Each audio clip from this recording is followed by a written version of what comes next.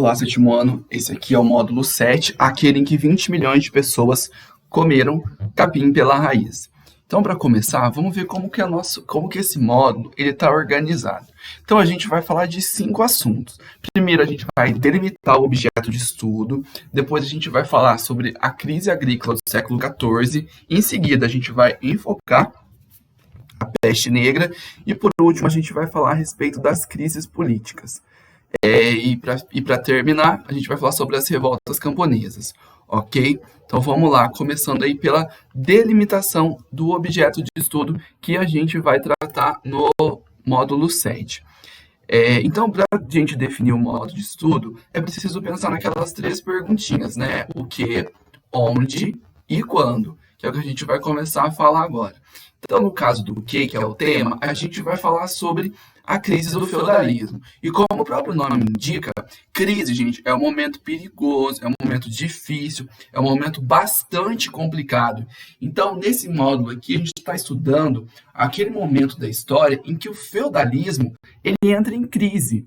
A gente tem que lembrar rapidamente o que era o feudalismo. O feudalismo era aquele estilo de vida marcado pela moradia das pessoas nos feudos, que eram aquelas propriedades rurais que tinham castelo, pela existência das 3 ordens, se lembram? Os que rezavam, os que guerreavam e os que trabalhavam. Os reis nessa época do feudalismo não mandavam muito e a principal forma de sobrevivência era a economia agropastoril. Então, essas características elas vão ser colocadas em questão por uma série de dificuldades que vão acontecer e que vão atingir a Europa. Que dificuldades que vão ser essas? Essas que eu acabei de listar quando eu estava falando a respeito dos assuntos que vão ser tratados no módulo, mas que eu posso retomar aqui com vocês. Fome, doenças, guerras, revoltas, certo? Então foi uma época assim bastante complicada. E como a gente está falando de crise do feudalismo, o feudalismo ele aconteceu onde? Na Europa Ocidental. Então a gente permanece com o nosso estudo focado no continente europeu. Só que agora a gente avança um pouquinho mais no tempo e chega ao século XIV e ao século XV, que é o momento em que o feudalismo, então, ele entra nessa crise, ele passa por esse período em que a Europa enfrenta fome, doença, guerra, revolta. Foi uma época aí bastante complicada do continente europeu. Então, eu vou aqui passar o slide para o próximo assunto, né, que é a crise agrícola do século XIV. Nesse assunto, a gente precisa retomar que essa crise agrícola ela teve relação direta com a perda das colheitas em várias regiões do continente europeu e por vários motivos diferentes. Quais vão ser as causas? O clima não ajudou, as guerras. Guerra destrói o quê, gente? Guerra destrói campos de batalha, eles ocorrem ao ar livre e eles não se preocupam com plantação nada, a batalha acontece aonde tem que acontecer, onde for melhor ali e tal, eles não estão nem aí. As terras férteis começaram a diminuir e muitos nobres resistiam em derrubar florestas, porque as florestas eram onde eles praticavam um esporte que era a caça. Vamos começar aqui falando do clima. No século XIV, o que vai acontecer? Esse período foi marcado por uma instabilidade política, uma instabilidade climática no continente europeu. Foi um período assim que aconteceu umas crises no tempo cíclicas. Uma hora fazia muito frio, uma hora chovia demais. Outra hora chovia demais, outra hora fazia frio. E isso foi horrível. Esse desequilíbrio climático ele foi horrível para as plantações que os europeus cultivavam naquela época, como o vinho, né, as vinhas para fazer a uva, os cereais como o trigo e a cevada. E essa instabilidade climática atrapalhou demais a agricultura, porque antes como se as estações estivessem bem organizadinhas e no século XIV isso deu uma bagunçada. Por sua vez, o século XIV também foi marcado por uma série de conflitos, de batalhas, e como eu acabei de falar, essa batalha destruiu muitos campos e matou muitos camponeses, ou seja, destruiu o lugar onde eles plantavam e destruiu as pessoas e matou as pessoas encarregadas dessa produção. Isso vai gerar uma fome também, vai gerar uma crise agrícola, porque se não tem gente para trabalhar, E os nobres, como eu acabei de falar, eles eram adeptos da caça como esporte. Vocês já devem ter visto os personagens, por exemplo, de desenho, de filmes caçando e caça-raposa e não sei o quê. E esses eram os esportes dos nobres. Só que aí os nobres eles precisavam das florestas para que os animais ficassem lá e eles fossem caçar. E eles preferiram deixar a população mais geral com fome do que derrubar essas florestas para transformá-las em pastagens e em campos de plantação. E juntando tudo isso, gente, qual que foi a consequência? A consequência é que começou a faltar comida. Começou a faltar comida, teve gente que morreu de fome e teve gente que ficou subnutrido. E isso vai facilitar o quê? A difusão de doenças. E a gente vai começar a falar um pouquinho sobre esse aspecto agora, que é a peste negra, que foi uma pandemia que aconteceu lá na Europa e que arrasou com boa parte dos europeus. Então vamos começar aqui falando a respeito disso. Então, durante a Idade Média, várias doenças acometeram os europeus, tuberculose, disenteria, e causou muitas mortes. Mas, como eu acabei de falar, nenhuma delas foi mais impactante que a peste negra, que matou em um século aí mais de 20 milhões de europeus. Parece muito, e é muito, se a gente lembrar que nesse período aí tinha mais ou menos 50, 55, 60 milhões de europeus, ou seja, um terço dos europeus daquele período foram mortos pela peste negra, pela bactéria que causava a peste negra. E essa peste negra ela podia ser de 3 tipos. Tinha a peste bubônica, que era transmitida ao ser humano pela picada de uma pulga que tinha sido contaminada ao picar os ratos. Então, o rato era o hospedeiro, a pulga picava o rato, depois picava o ser humano e era o vetor que transferia a bactéria de um para o outro. Quais que eram os sintomas? Inchaços ou ínguas no pescoço, na virilha, nas axilas, certo? E por isso que se chama peste bubônica, porque ela dava bulbos, ela dava pelotes na pele. Um outro tipo que era um pouco mais grave, ou bem mais grave, era a peste pneumônica. Então, em vez da pessoa ser picada pelo rato, a bactéria estava no ar e ela respirava e a bactéria ia parar no pulmão das pessoas. E lá ela causava um estrago e boa parte dos europeus morreram por conta desse aspecto. E a última e pior de todas era a peste septicêmica. O que acontecia, gente? Depois, essa pele, ela acabava caindo, esse vírus, ele acabava caindo no sistema circulatório. Então, ele se espalhava e ele causava uma hemorragia interna dos órgãos de uma infecção generalizada. A pessoa começava a sangrar por dentro, o sangue saía pelos olhos, e ela era muito letal. Tem relatos de pessoas que pegavam essa doença de manhã e à noite elas já estavam morrendo. E a peste negra, ela já tinha atingido a Europa 500 anos antes, e foi um dos motivos para a queda do Império Romano. Só que por volta de 1330, mais ou menos, teve novos casos da peste negra que foram registrados lá na Mongólia, que era uma região pertencente à China naquela época. Tá? Da Mongólia, a peste negra foi se difundindo pelo restante da Ásia, pelo Império Bizantino. E lembra que estavam acontecendo as rotas comerciais naquele período? Os europeus saíam da Europa, os italianos saíam da Península Itálica e iam para o Oriente comprar esses produtos. O que aconteceu? Nesse vai e volta, eles acabaram levando a peste negra junto com eles. Então, ela acabou chegando na Europa e ela começou a se dispersar pelo continente europeu. Então, entre 1348, mais ou menos, a 1352, olha para vocês verem, demorou mais do que o coronavírus para se espalhar pelo mundo, porque hoje as coisas são bem mais rápidas, mas chegou, certo? Começou em 1330 na China e 1348 chegou na Europa. E como eu falei para vocês, o rato era o hospedeiro dessa doença, dessa bactéria que causava essa doença. E os europeus daquela época, eles tinham condições de higiene bem rudimentares. E rato tinha para tudo quanto é lado. Então, porque eles infestavam as casas porque não tinha muita condição de higiene.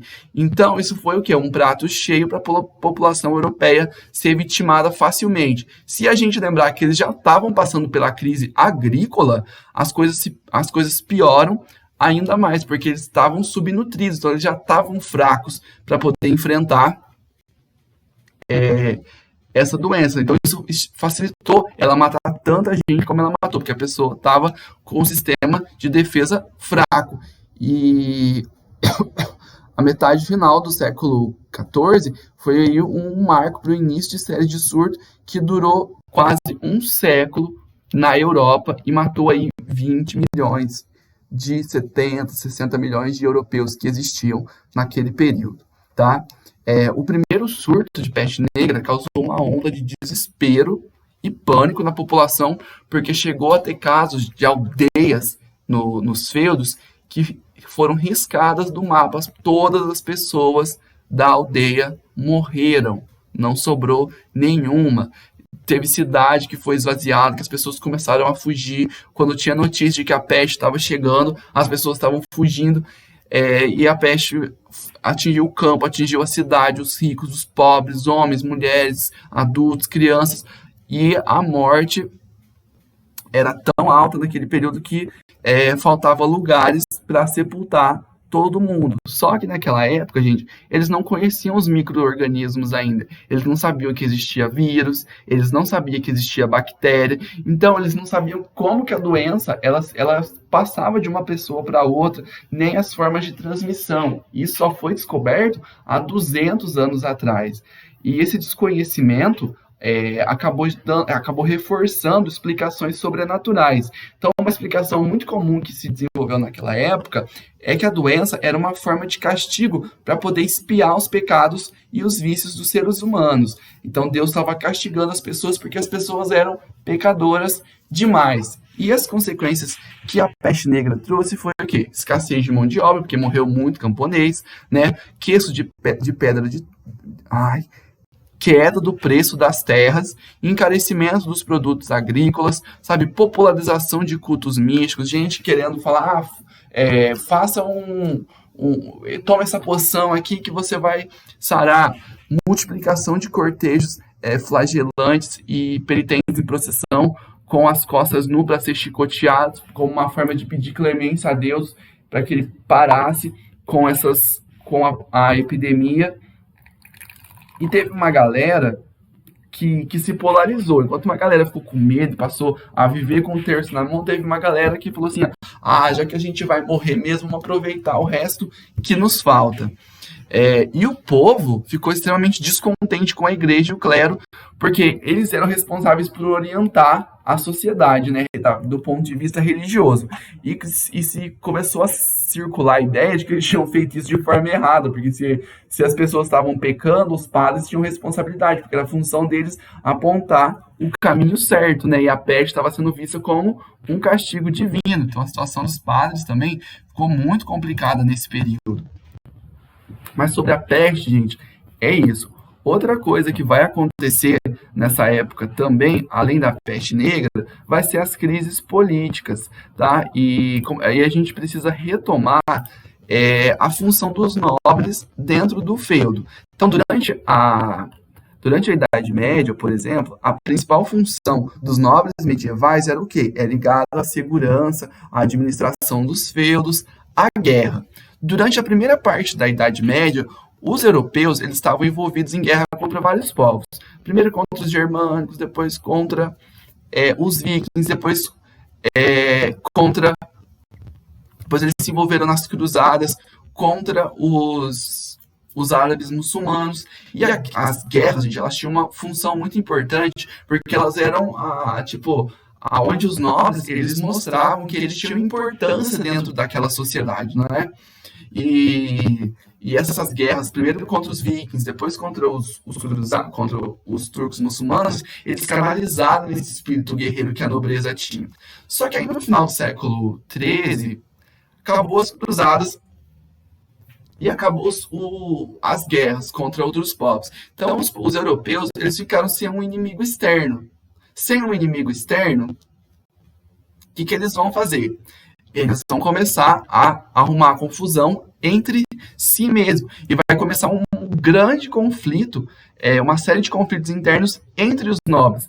Então, o que vai acontecer na Europa, nessa época, por exemplo, emerge a Guerra dos 100 Anos entre a Inglaterra e a França. Mas não é só essa, teve várias guerras entre vários reinos europeus durante esse período. E as consequências dessas batalhas foram o quê? Cidade saqueada. Desculpa, gente. Isso era prejudicial para as atividades comerciais e artesanais. As plantações foram devastadas, né, pela destruição, pelas batalhas que aconteciam, e se desorganizou a produção, né, porque sem campo ali preparado certinho, não tem como a agrícola se agravou. E uma coisa também que acabou gerando uma contradição é que o clima de intranquilidade gerada pelos conflitos, por esses conflitos entre os nobres, revoltou os burgueses que moravam nas cidades e os camponeses que moravam no campo. Por quê? Porque a função dos nobres era justamente do quê? De cuidar da segurança. Enquanto o camponês estava lá suando para poder plantar o trigo, ele esperava que o nobre o protegesse. E nesse período, o que estava acontecendo? A nobreza não estava conseguindo proteger a população, ela estava se mostrando incapaz de proteger a população. Então, gente, isso vai gerando uma crise em todo o sistema feudal que existia naquele período. A igreja estava com problema, porque a igreja era muito poderosa, mas ela estava com problemas ali de botar moral sobre os seus fiéis e tal, os nobres, a produção agrícola ruim, então tudo estava se dificultando durante esse período. Desculpa, e por fim aí, a gente tem as revoltas camponesas, que a gente precisa falar um pouquinho também para entender as crises do século XIV. As revoltas camponesas, gente, o século XIV e o século XV, ele foi difícil para todo mundo que vivia na Europa. Para o nobre, para o clero, para o burguês, para o camponês. Só que o grupo social mais atingido era o quê? Era os camponeses, o grupo que já tinha dificuldade antes da crise começar. Eles já tinham problemas, já tinham uma vida difícil. A hora que a crise começou, aí que a situação deles piorou e eles foram impulsionados à revolta. Então a fome, a peste, as guerras, eles geraram um despovoamento do campo, né? O campo começou a ficar com menos gente. O resultado é que não tinha mão de obra mais para conseguir dar conta da produção agrícola. E a grande parte das pessoas que não morreram pela peste acabaram tentando fugir para outro lugar e acabaram indo para a cidade. Aí começou a faltar gente. O resultado foi o quê? Os senhores feudais começou a faltar comida para o senhor feudal também.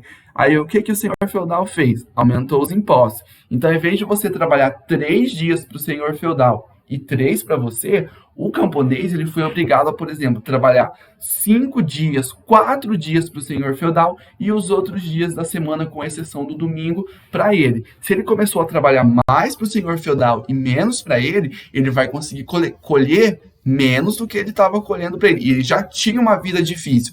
E isso foi a gota d'água, né, para uma série de revoltas que vai se espalhar por todo o continente europeu. Então vai ter muitos momentos em que os europeus vão falar assim, ó, ai, chega, gente, chega